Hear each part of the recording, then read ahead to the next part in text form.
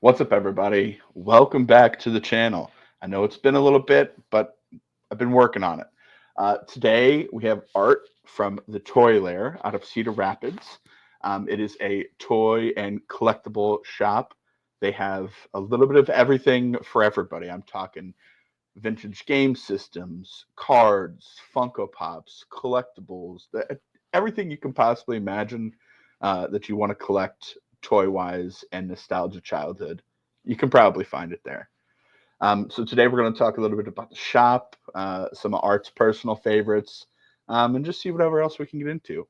So without further ado, Art, how are you? Doing good. Thanks for having me, Matt. Of course. Yeah, it's always fun just talking nerd and not growing up. Right. That's the key thing, though. When I was in there, what was it? Last year, I think it was. Now, Mhm. geez, that seems like forever ago. I was telling my uncle, I'm like, oh, good lord, I'm glad I didn't bring my wallets. I would have spent so much money. I just good for you, bad for me. Yeah. Why don't you introduce yourself a little bit? Yeah. So my name's Art. I'm the owner of the Toy Lair. Been collecting toys my whole life. Ever since I was a little kid. I guess it's kind of one of those things where, you grow up with not a lot of stuff and like always wanting stuff, and then you get older and then just have fun, hunting for it and just talking nostalgia with other people. Um, it's uh, it's been a fun trip so far. But I'm some of my big things into is like Turtles, Star Wars, retro video games, you name it. But yeah, here in Cedar Rapids, Iowa, and yeah, fun trip. Because you guys have an online store too, don't you? Yes, it's I have an online website. The store is collected connected to my website, so it's basically eBay connected to my Right. online store. So Um, yeah, so even I get a lot of people coming through that are just visiting out of state or on business, and they always try to Google what toy shops are, local to where they're doing business before they fly back home. Right. And so many people just like kind of like me, so it's funny because I get yelled at by my wife, like, because I'll bring an empty luggage thing for my carry-on, because like I want to hit up the toy shops and stuff around there and fill up my carry-on with all the toys, so I'll only pack a pair of underwear and a couple different pair of socks, and the rest is just room for toys. But yeah, so online too. Sometimes you just got to be like, look, honey, I got to make room for the important things. Yes. Yeah, so it's always fun meeting the other crazy people out there like me. Um, this is your second store, right? You guys had a location before this one.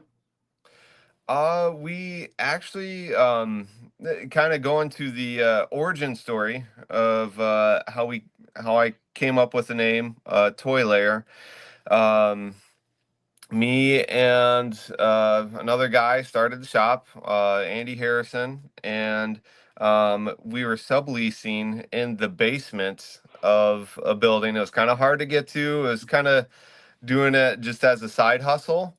Um, and he had to go down. It was literally like a lair. So you'd go down to the basement of this warehouse, kind of go past all these old antiques from other stuff that was stored in the warehouse. And it was like, anyhow, that's how it started because we're always like, let's go down to the toy lair, going down to the toy lair, this and that.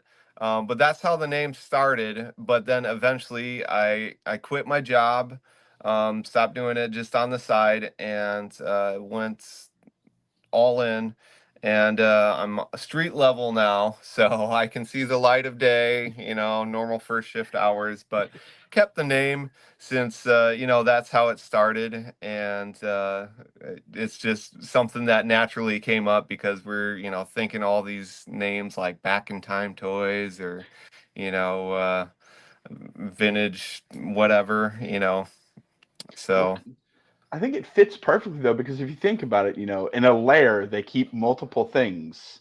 yes. You keep all the things that you want to keep safe, and what better to keep safe than your collectibles, right? Yep. So, I mean, it doesn't matter where you're at; it fits. Because I know too, you guys do. You participate. I think it's the Odd Mamas Market Yeah. that you guys have a booth at during the warm months. Hmm. Um, that's out back, right? If I remember right, in the space behind the shop. Yes, Odd Mama's. She owns a toy shop just behind mine, and she's kind of a mix of antiques to toys to what have you. And she hosts.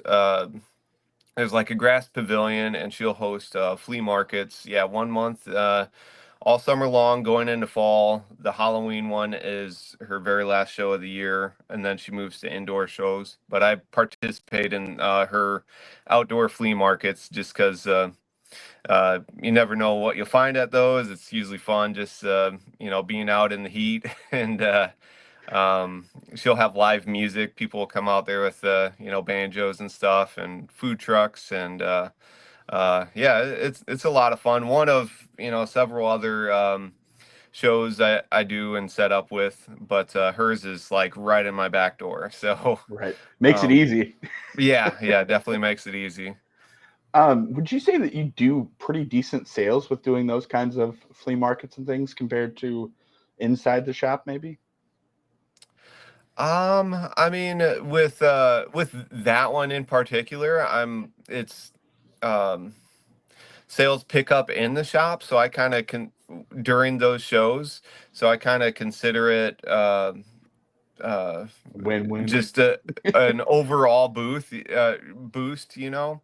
um but yeah, I mean, it depends where you're at. There's some shows that are designated just toy shows, which is usually what I always bring. So a lot of flea markets, people are also hunting for other stuff too, which is fine, like just knickknacks or antiques and stuff like that. So they might not only be hunting for toys. Right. I usually do best at just designated toy shows like the Chicago Toy Show or the Quad City toy shows, stuff like that. But yeah, I do decent. It's usually one of my better days. During the month when that show's going on, kind of combined through the outdoors and the shop because I Right. leave the shop open during those. You said your passion for toys started when you were a kid. What would you say if there's one thing that kind of sparked that for you? Was there a particular toy or a particular program that kind of kicked that off for you? Uh, as far as uh, growing up.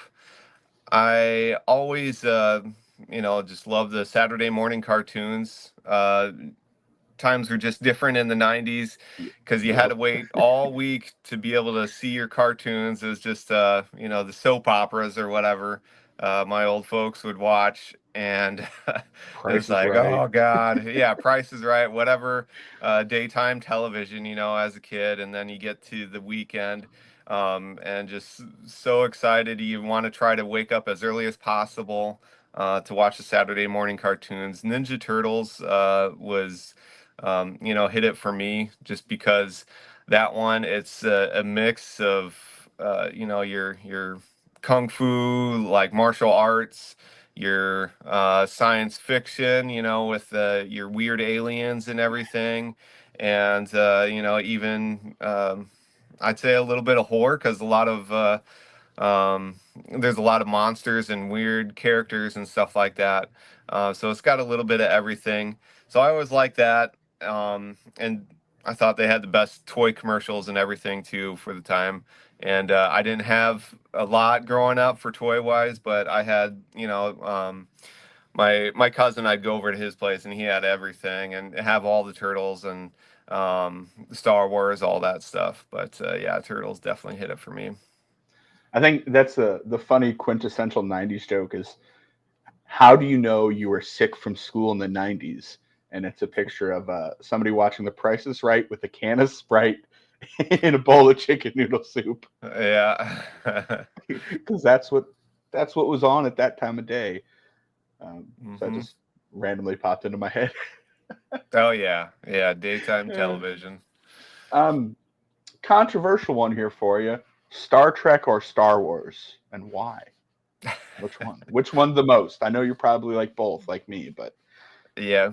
if you had to Uh, pick, uh, Definitely, I would say Star Wars. For me, first one I saw was Return of the Jedi, and just uh, just all the fun special effects. They have a lot more aliens and stuff like that in their movies and everything too, and just a lot more craziness, stop animation effects, and um, but I don't know. Lately, I've been kind of drifting towards Star Trek, like watching wise. But I think Star Wars definitely has one over them on their toys and everything. But yeah, yep. that's for sure. There's so many, especially as a kid too. There's so many Star Wars toys, like especially when Revenge of the Sith came out, and Darth Maul is when I really started grabbing all that stuff. Hmm. Um, Especially the backpacks and all that kind of stuff, because you had to be the cool kid. Yes. Yeah, I do agree with you on the Star Trek though, because there's so many new ones that I've been watching, and there was the new movie. It was I think it was Section 13. I think it was, but it was based off like one of the new shows. I think it was Discovery, Hmm. but it's really good. I have to say I like what they're doing. Um, but yeah, definitely if it's toys, it's Star Wars 100%. That's Yeah. just Yeah. that's all there is to it. Um, you carry such a variety at the shop. What is your process kind of for scoping and gathering new inventory? Well, it's always a difficult one because you want to get the stuff you like, and sometimes the stuff you like might not always sell because oh man, I like these way weird looking toys that just look look like a nightmare or something, and those might not always sell. So a lot of times, I'll see toys I've never, seen or heard of before, and you just want to test the waters with something like that, and get it. But generally, to play it safe, you want to stick to the big names. Like your superhero comics, for example, like the Marvel and DC. Even though I prefer a lot of the independent style comics or Dark Horse kind of Hellboy comics, stuff like that, those might not always sell the best compared to the more mainstream, what's on the big screens and stuff. Right. But yeah, as far as just anything from the you know 60s to the 90s to the 2000s, so is what I'll usually try to get. And as far as process goes, it's you never know what's going to come in the door, so um, cleaner the better, condition wise. Yeah, it's kind of learn as you go sort of thing. Because I'd say too, there's got to be a lot of uh, going after certain sets of things. Because to me, that would be what I'm looking for. Like, oh man, I have this Ninja Turtle, but I don't have X, Y, and Z. We need all of them. Yep. Because there's what was it? There's one of the toys. It was I think it was the van, the Ninja Turtle van. Hmm. Been looking for that for so long, and you can either find them and they're either broken, too scratched, or you can't find them at all. Yeah. Yeah, it's definitely tough finding stuff loose, complete and in good condition, and um, yeah, and that van was so great too because a lot of the other vehicles for other toy lines, they don't always fit your characters in there, and that one they like fit in the front, in the back, plenty of room, and opens up. Yeah, that one was awesome toy. Yeah, it's like I think that was the first one that I played with that was actually like you could actually have a legit like adventure because you could fit everything in there. Yeah. Like that just it wasn't too common. It's like, oh, we're gonna mass produce this, but not really leave any room for the fun portion. Hmm. um, favorite superhero? Do you have a favorite superhero? Oh gosh.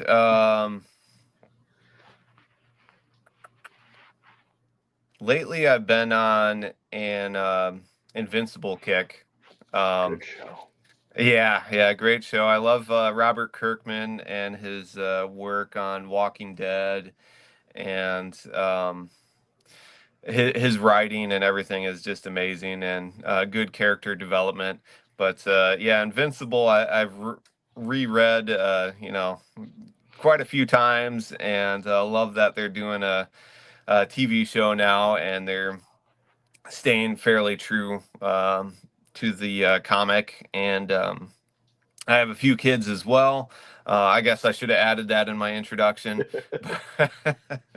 but they're getting into Invincible as well, so they don't always like the stuff that Dad likes because that's not as cool or whatever.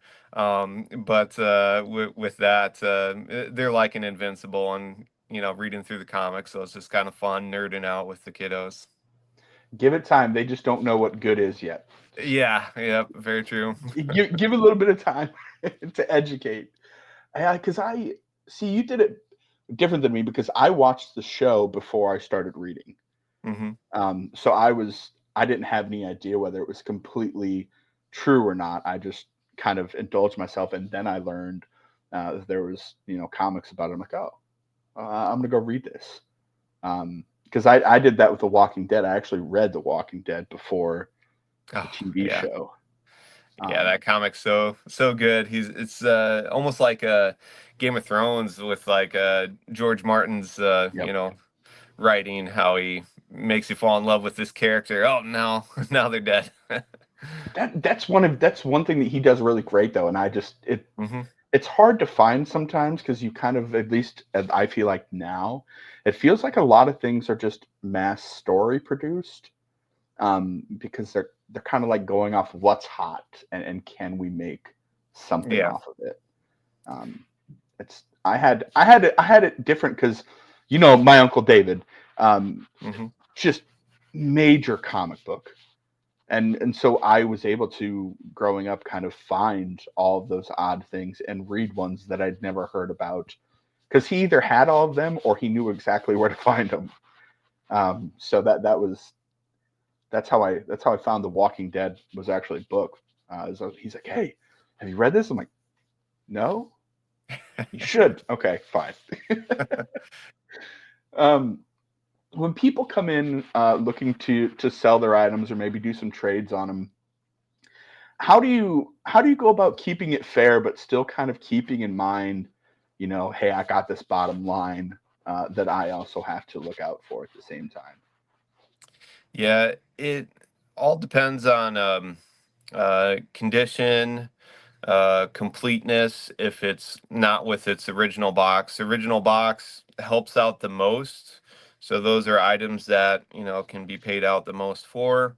Otherwise, yeah, any of the parts and weapons, making it complete and good shape, um, have to that helps out a lot too. But it really depends on what they bring in, as far as if it's trending or not, if it's something that's going to sit a long time, um, and um, so it can be anything for like payout for from 20 to 30% of value if it's just something that's going to sit or starting to trend down. Like for example, we're talking about Star Trek 90 stuff. Uh, Although the toy line's great, those toys just, sit. So they might be worth, $5 to $8 for a carded figure, but it might take years to sell that. So it doesn't make as much sense from a business standpoint, paying for like $3 to $4 or $5 or whatever for a figure, something like that. It'd have to be more, you know 20% of value for something like that. Whereas if someone brings in um, you know uh, like Ninja Turtles from the 90s, those are pretty sought after. They keep relaunching the brand every 10 years or so, it seems like, since they started. And it's hot with the kids and the current or the older generations too, because they grew up remembering it. And so something like that, would be more, 50% or higher of value. Um, and some even more, might be worth more, if it's a holy grail, something that you don't see very often. A lot of times I'll pay over, the 50% of value of that, just to have something that will bring people in the store, create some buzz, and get people talking. Right. So that's my kind of process. I'll look up a lot of sold items on it, and then on eBay usually is what I go off of, and then I'll try to take an average of that, compare condition, completeness, and then I'll also look at active listings. Like, say there might only be three sold listings of something, but 100 active listings. So that means that's a slow mover, and it might not sell. So the payout on that, probably less, like around that 30% of value range, Right. unless it's a hot item moving quick. What would you consider holy grail items to be able to bring into the shop? What kinds of things would that kind of fall under? Holy Grail. Oh boy.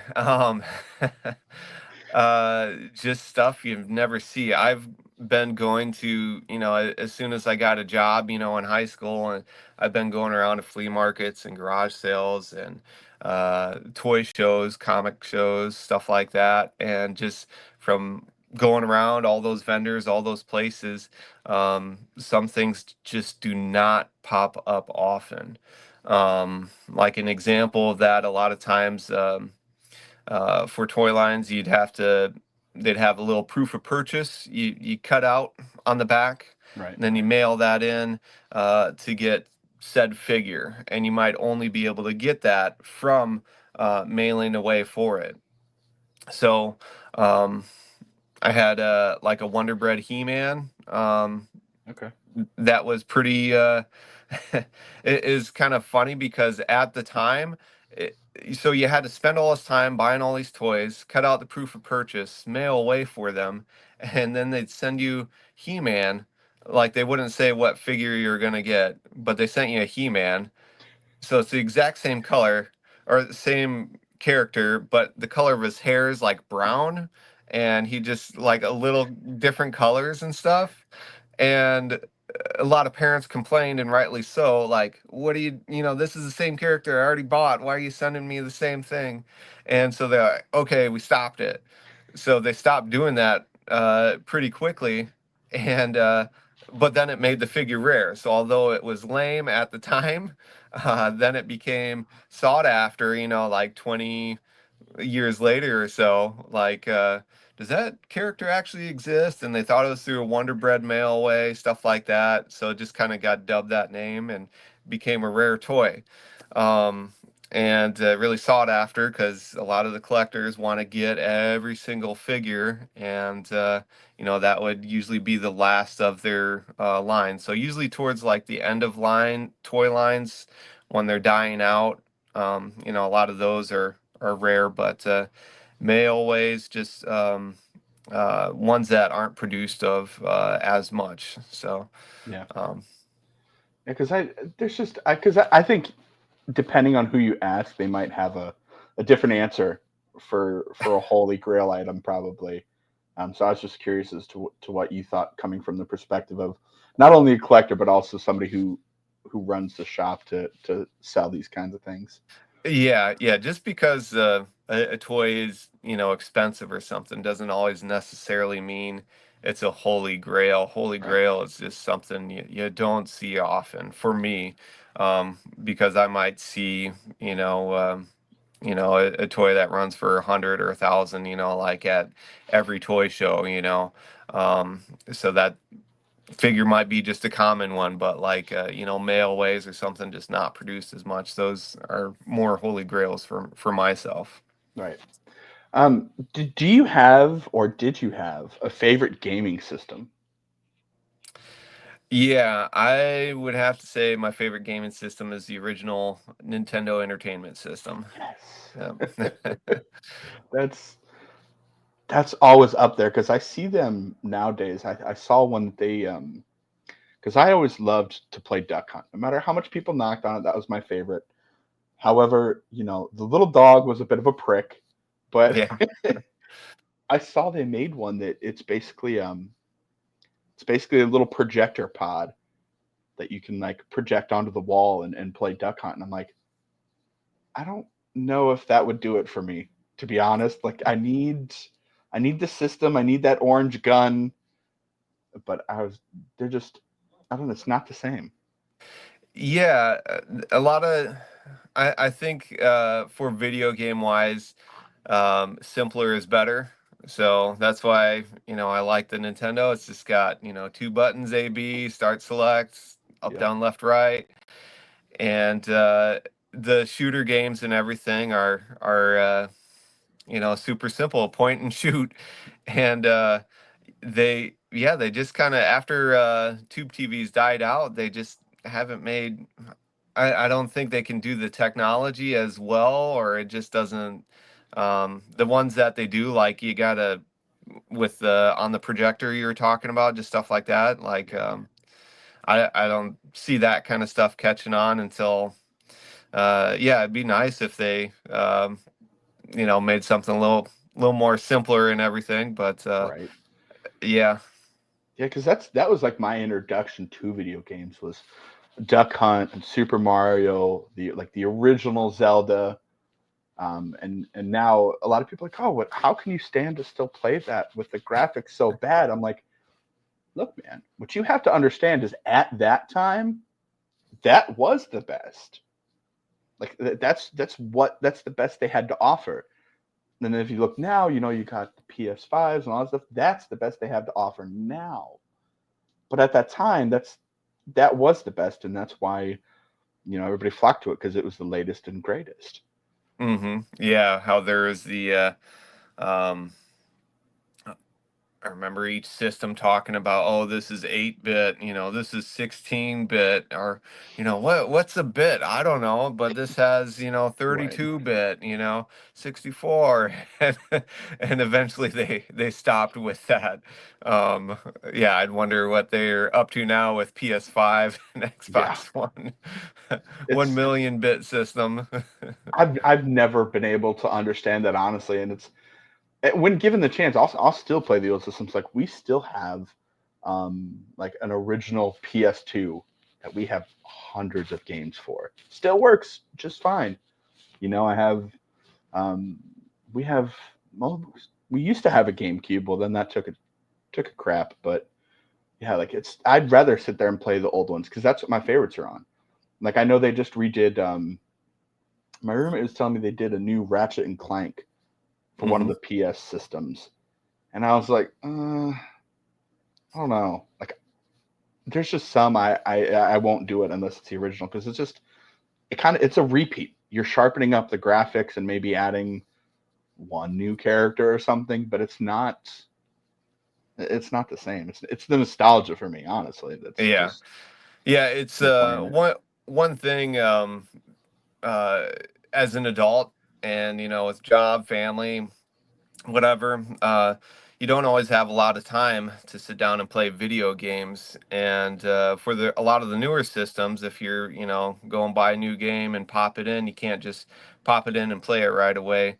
a lot of times you have to wait for, a big long update or install, Yep. and worry about storage space, all this and that. Whereas, the old games, a lot of, you just pop it in and play it. Granted, sometimes like the Nintendo didn't always work first try. And, as a kid growing up, it's like, okay, well, I guess we're going outside to play, if you can't get it to Right. work on the third or fourth try. Um, but yeah, just, um, you know, they were a lot better back in the day. I think, simpler is better. I mean, the new Ratchet and Clank too. That one's not bad because they use a lot of the newer technology for the PS5 controller. Right. Um, but yeah, it's still, yeah, rather just have a couple buttons instead of a million buttons myself. Because it's like, oh, my Nintendo isn't working. Hold on, I got to blow on the cartridge. Yep. Some people, I just, you don't know about that life. You just, Mhm. you just don't. That's how you had to get your game to work. Um, as far as comics, do you remember the first comic book that you read that kind of you cut your teeth on, so to speak, to kind of be like, okay, I need to find some more. Yeah, I remember. So I kind of grew up in the sticks, and when I'd get my comics, it would be usually from we'd go to the grocery store, uh, and it was pretty small selection. But I remember picking up an issue of Batman Nightfall. That was where Bane eventually broke his back and everything, and Batman just has such a rich history and so many good villains, and I feel like villains are what makes a really fun superhero or a really fun comic or show or movie or whatever to follow. If it's not a good villain, I'm pretty much out. But that one was a lot of fun because all the villains all teamed up to beat Batman, and they all worked together, and he didn't get a break until he got broken. But that one was just a lot of fun. Artwork was good, and story was good, and it sucked me in as a kid. That one, a lot of fun, still good read today too, so it holds up well. Well, even harder question for you though. Your favorite Batman? Oh, my favorite Batman? Definitely the 89 Batman. Just growing up with that movie, I feel like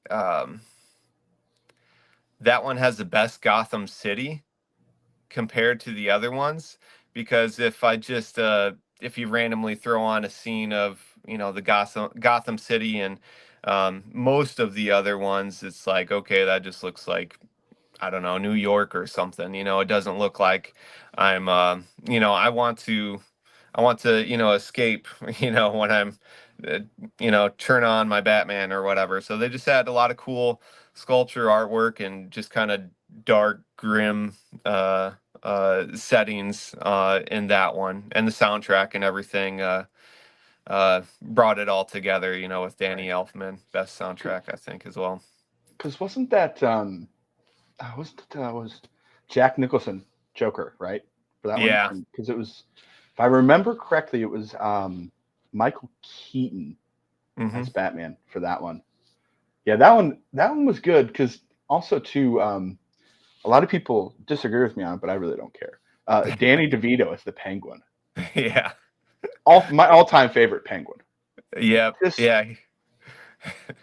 He's such a sleazeball and everything too, and it's so yeah, he's just eating like raw fish and just like grunting and wheezing everywhere he goes around. Yeah, that's a great villain. Yeah, like I said, Batman's full of just fun villains with cool origin stories, and yeah, Penguin is no exception there. right, yeah, because I've seen some of the newer ones where they've kind of mentioned the Penguin, and then they had was it Gotham City, the TV show that they did, Hmm. and I was like, The kid's a good actor, but I don't know. I feel like they were trying to make him too not modern, but like too prestigious. When the Yeah. Penguin was more of, hey man, I know I look like dirt, I know I look freaky, and I'm gonna embrace it, and this is how we're gonna do it. Yeah, growing up in the sewer and everything. Yep. Because I always I'll forever be impartial to the Adam West Batman and the TV series because it looks cheesy nowadays to most everybody, but that was the Batman that I watched the most. Yeah. It's just I don't know. There's just something about it that it was. Yeah, it seems cheesy, but at the same time, like that was the thing at the time. Um, Yeah. Yeah, so I have good memories from the 66 Adam West Batman too. Watched a lot of that. And just hearing stories from my dad and everything too. Growing up, they would all go to like a beach house, and it was like a big thing, like getting everyone getting together for the football game, because it was in color, yep, and they made sure to use as much of those new color features, on TV, with the, Biff Bam Pow, right. And it's just so corny and campy. Yeah, I love every version of the Batman, the campy, the dark grim, the goofy stuff. Love it all. I think it's good though because it gives it a variety. It's not. Yeah. It's one of those that hasn't gotten stale for me just because they've kept it kind of to the core, but at the same time they're like, what actor can we put in there that would do good, and then they surround the cast that would complement that actor because that's when you're mentioning Bane too. That's why it made me think of the Christian Bale Batman's because that one it was just so many levels to it. He had to go and he train with Ra's al Ghul and the way they slowly brought things out afterwards, and he was coming to the realization like, oh, okay, maybe what he was saying wasn't true. Hmm. um, in the future, do you have any plans or wants to expand the store? Maybe find some place with a little more space. Yes, funny you asked that. Working on uh getting a bigger space. So there's gonna be some um fun news as we speak. I don't want to speak on it too much here, but yes, very soon in 2025, should be getting a larger space, which will help because I just have a massive inventory.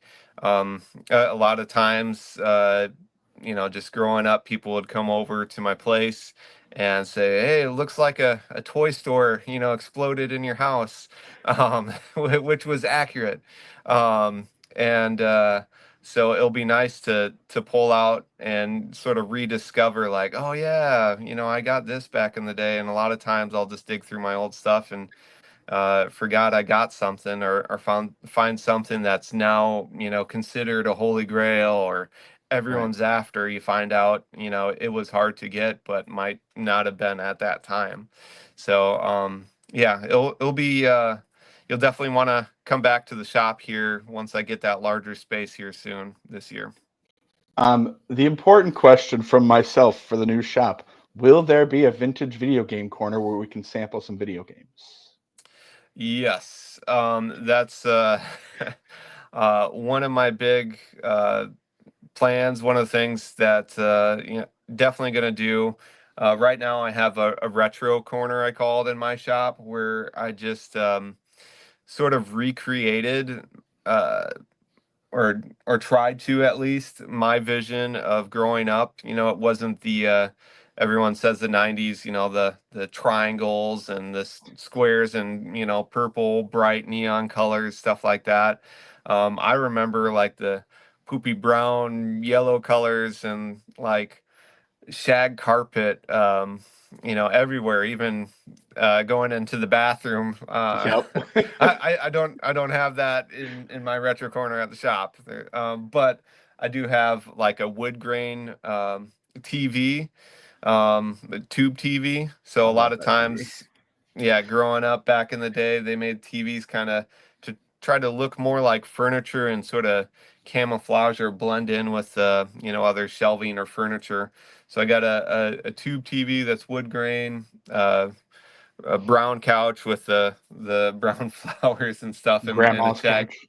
yeah, and shag rug and Nintendo hooked up to it with VHS tapes and a bunch of other gaming stuff. And it's always fun too for the retro corner because a lot of kids will come over and turn on or have an Atari or Nintendo hooked up, and a lot of times they don't know what it is, and they're like, "How do you play this?" I'm like, "There's only a couple buttons." It's simpler But than you think. yeah, so um, not sure how much. I'll probably mix up the retro corner and the new Right. space here because I'll have a lot more space to be creative and maybe do some more things to make it a little more immersive Right. into my childhood or the back in the day. Because you mentioned that the TV. I love that TV because it reminds me of um, one that I had seen. It was literally looked kind of like a buffet, and on one corner, it recessed in it, there was a record player, and then in the middle there was one of those TVs, and then on the other end was an A track synced in to the thing, and I was Hmm. like, I've never seen anything like this before, but it is amazing. Yeah, yeah, they came out with some crazy TVs back in the day. I really like the old school like space age sort of Yep. style CRTs and tube TVs. Those are just great. How everything kind of looked like the Jetsons. They're trying to make it futuristic, for that time. So those are fun too. I think because I think Apple played off that at one time too. I remember growing up, there was those Apple computers that were like clear, but then the back of them was like the colored plastic, so there was like pink or blue. Yes. You remember those? Yeah. Yes, yep. Going to school, our computer class, we had all the yeah, I think they're like blue. Some Yep. were different colors, and some of the a lot of the kids I remember rushing to the certain colors that everyone said was the coolest or Right. whatever. Um, but yeah, Apple did that for, or Mac. Um, and Nintendo 64. They did the The clear fantastic, one. Oh yeah. yeah, translucent That was so cool. systems. Yeah, it's so cool seeing the guts of the system, kind of how everything's put together in there. But yeah, they had all the different fun colors: red, blue, smoke colors, you name it. Yeah, those are the best because you could get the clear controllers, so you could really see Hmm. everything when you're playing. And I was like, oh man, this is at the time, that's the coolest thing that you can find. Um, if you had to pick one absolute top favorite toy from your childhood, what would it be? Hmm. From my childhood, um, I would say the Ninja Turtles, where the heads would pop down Oh and yeah. you'd squeeze their legs and then the head pop right back up. I remember just wearing that thing out, popping down and try to time it so pop his head down while having another toy shoot a missile or Right. something at him. Just doing goofy, creative, kid play. So yeah, I'd probably have to say, the head popping, head dropping turtles. Those kind of gave me Rock'em Sock'em Robot vibes. Yeah. With the same way that their heads would pop up when you won. That's kind of what that reminded me of at first. I was like, did they just steal the concept? They had a lot of toys for the turtle line that were just like, really cool for creative play. You don't always get that. A lot of times it's, same mold and they just do it for all the figures for that line. Right. So, uh, yeah, I thought they were pretty good with creating these new wild mechanics and stuff. Sometimes you'd get like the fist throwing, action where they just like Right. twist their body and punch. But yeah. Before we end off, do you have Are there any markets or sales or anything you're having that you want to kind of mention to the people? Yeah, there's a couple fun shows coming up here in July. For I guess it's not in Cedar Rapids, but I usually do one in um Oskaloosa at the Penn Central Mall. So a lot of different toy and comic music vendors and stuff will be set up out at the Penn Central Mall there. So there's that one coming up, and then the big one for me, it's not local to Iowa. It's a Chicago Toy Show, Yep. and yeah, I always have a blast at that one because it's all strictly, just toys, no antiques or anything like that mixed in. Yeah. And that's sort of like my pilgrimage a few times a year when that comes up. They do it in the spring, fall, and summer show. Summer's not as big, but it's still a lot of, there's always good stuff you'll find there, good deals. Right. Yeah, that's if you guys haven't been to one of those, it's definitely a fun thing to go and walk through and check out because you never know what you're gonna find. Honestly, it's not like there's a guide to you're always gonna find this. There's so much rotating stuff, and sometimes it's just so out of the blue that you're like, oh, I didn't know one of those was still in existence. Yeah, and for that one, people just travel from all over the world for it. So it's always fun just talking toys with people across the pond, and other crazy people like myself. We're like, oh, you leave your carry-on bag empty when you fly and get yelled at by your wife too? Oh, awesome! So it's like a bunch of I don't know, alcoholics getting together. It's like talking about their getting trouble stories. But I mean, there's probably no shortage. yeah, All right. Art, thank you for taking the time to speak with me today. I really appreciate it. Guys, there will be links to the online store as well as the store location and all of their socials linked down in the description. So you guys can check those out after you watch the video. And who knows? Maybe you'll find something you just can't live without and you can go in and purchase it. Have a great day, Art. thanks, you too, Matt.